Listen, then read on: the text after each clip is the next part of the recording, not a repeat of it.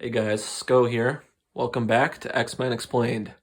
It's been a while. I hope you guys are enjoying these new heroes. I certainly am. We are going to talk about Gambit today. I'm actually going to start with his alter ego side. He has an ability called Thief Extraordinaire. It's an action, thwart, exhaust, Remy, and look at the top two cards of the encounter deck. Discard one of those cards, cost arrow, remove threat from a scheme equal to the number of boost icons on that card. So something important to note about this is the fact that everything before the cost arrow is the cost and everything after the cost arrow is an effect. That will matter with how this interacts with confuse. So actually, if you're confused, you can take this thwart action and you can still perform everything that's in the cost, which it would be exhausting Remy and looking at the top two cards of the encounter deck and discarding one of those cards. But the confuse would only consume the effect, which is the second part of removing threat from a scheme. So you don't get to actually remove threat from the scheme, but you still get to do his little scrying thing. Another thing to keep in mind, whenever we look at cards, they don't actually change location. So this other card that you see, it just stays on top of the deck. So you're gaining information about the future of the game. You don't need to shuffle the deck after using this ability or anything. But, the real spice is on Gambit's hero side. He has a simple charge to card action, place one charge counter here, which is a limit once per round. You can only do that one time a round. There's seems to be no way to do that in the villain phase, but there's no limit how many counters you can have on Gambit. He's only limited by how many he can use at one time. But his cool ability is throw to card. Interrupt when you play an attack event. Remove up to 3 charge counters from here. Cost arrow. That event deals +1 damage for each counter removed. So what I'm going to talk about here is how additional damage affects attack events and events that are multiple attacks. So this is going to be a little bit of a review because I talk about this in Wolverine's video because this comes up, but we're going to touch on it again. This is technically new wording, the +1 damage. I'm just treating it as if it says deals 1 additional damage. It's technically not exactly defined.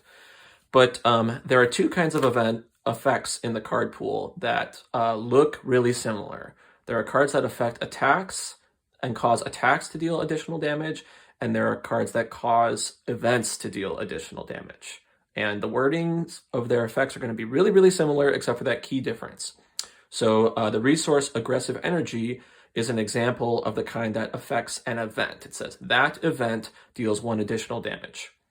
And then warrior skill is an example of something that affects an attack. It says that attack deals 1 additional damage. Now, in the card pool, in the aspect pool itself, actually, those are almost always going to be the same in the case of an attack event. So 1x1 and melee are 2 pretty common examples of attacks. They're attack events, but they have multiple instances of damage. So effects like this increase all of those instances. So spending an aggressive energy on a 1x1 will deal 3 damage to one enemy, and if you defeat that enemy, it'll deal 3 damage to the second enemy. Melee will deal 4 and 4. Warrior skill will interact with them in the same way because they are still 1 attack, even though they have multiple instances of damage. So using a counter of warrior skill on 1x1 will deal 3, but 3 and 3. Using a counter of warrior skill on melee will cause it to do 4 and 4. The things that really work differently are the events that have multiple attacks inside of them, but those are actually very rare. There's only 2 or 3 of them in the card pool, and they're in signature hero sets and not in gambits. So we can mostly ignore those now, although just keep in mind, basically, if a card affects an event, it affects the whole event, and if it only affects an attack, then it only affects individual attacks. And unless a card explicitly says that it is an event that contains multiple attacks, then it isn't. It's just 1 attack. So anyway, Gambit himself basically has an ability like that printed on him. You get to spend charge counters whenever you play an attack event, and it will increase the amount of damage that that attack deals by that number, and it will count in every instance of that attack. So the card that makes it sort of obvious that it's supposed to work this way is his Royal Flush ability. So it's a hero action, place 1 charge counter on Gambit, deal 0 damage to an enemy, deal 0 damage to an enemy, deal 0 damage to an enemy. So As you may infer, it is in fact correct that his ability throw to card triple dips on Royal Flush, and that's also true of effects like Warrior Skill and Aggressive Energy. So, you know, if we were using 3 charge counters from Gambit and both of the cards that I just showed you, we would actually be doing 15 total damage with Royal Flush. It can get pretty crazy. An important thing to note about this card is Gambit's ability is an interrupt to playing an attack event, which means his entire ability happens before the event begins happening at all, which means the first sentence of Royal Flush, placing 1 charge counter on Gambit, is after you choose to actually use the ability on Royal Flush. So if you want to fully kick Royal Flush, you need to have 3 counters on Gambit already. Royal Flush's 1 charge counter is really more like a rebate. There are other ways we can use our charge counters. A great thing is Rogue. She reduces the cost to play Rogue by 1 for each charge counter on your identity. A nice combination with this is Molecular Acceleration. Whenever you spend this card as an interrupt, we place 1 charge counter on Gambit.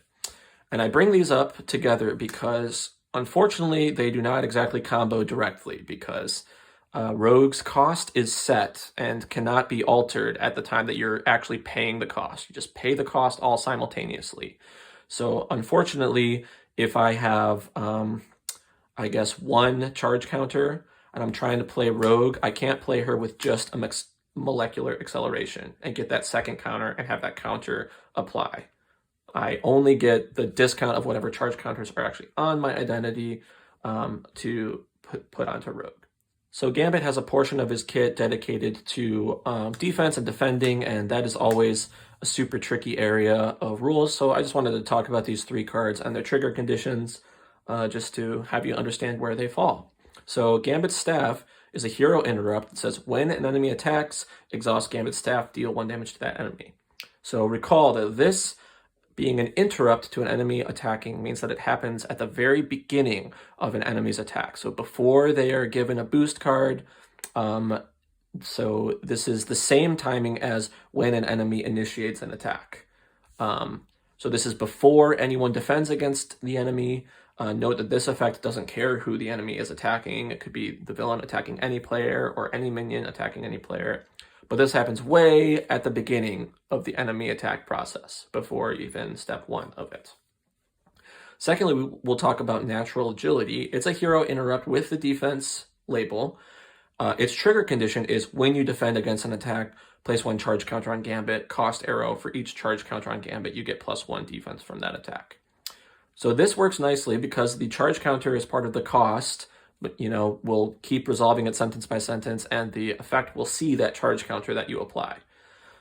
This trigger condition, when you defend against an attack, requires you to already be defending somehow in order to play this card. So the way that it expects you to be doing that is by basic defending, and you'll trigger this card when you exhaust a basic defend. You can trigger this ability off of playing a defense-labeled event, like a preemptive strike or a sidestep. It's not really synergistic to do so, but you could be doing that just to generate a charge counter. But the +1 defense isn't really helping you there. So about 99% of the time, you're going to be using this when you basic defend. Just remember that it happens up at the top. So this is before you would see your boost card and before you know exactly how big the attack is going to be. And finally, we have Gambit's Guild Armor, which is a hero response after Gambit defends against an attack and takes no damage. Exhaust Gambit's Guild Armor, ready Gambit. So this is kind of the opposite end of the timing spectrum from Gambit's Staff. This is a response for after he defends, which happens entirely after the attack process. So there will be responses to the attack and responses to the defense are all in the same window, and that's when this is going to be happening. After damage happens, although in this case it did not actually happen, is when you trigger Gambit's Guild Armor to get yourself a ready. And one last thing that I want to mention about Gambit is something that's kind of easy to forget, which is how obligations actually work. The kind of first many obligations that we got all discarded themselves immediately, which kind of trained us a little incorrectly about how the card type actually works, or at least how it works now. So obligations enter play, and they're a permanent card that could have a passive effect and don't go away until you are given the ability to remove them. So Gambit's obligation is an example that is meant to work that way. So this just comes into play. It doesn't do anything immediately because you can't take its action in the villain phase. It's just giving you a hazard icon. And remember that hazard icons only occur during they only apply at the step in which encounter cards are dealt. If a hazard icon is revealed during that step, it doesn't cause an additional card to be dealt that turn because the dealing of encounter cards is already done. So usually you'll be receiving this card as one of your dealt encounter cards. It's not going to give you another card immediately, but if you don't deal with it by somehow getting to alter ego, exhausting, and spending a resource, you will be suffering additional encounter cards every round, one per round, until you remove this card. Anyway, I hope you guys had a good time hanging out with me and learning Gambit. He is one of my favorite heroes in this wave. I love playing him, and I hope you guys enjoy him too. If there's anything I missed, drop something in the comments. If you got any questions, let me know. Peace.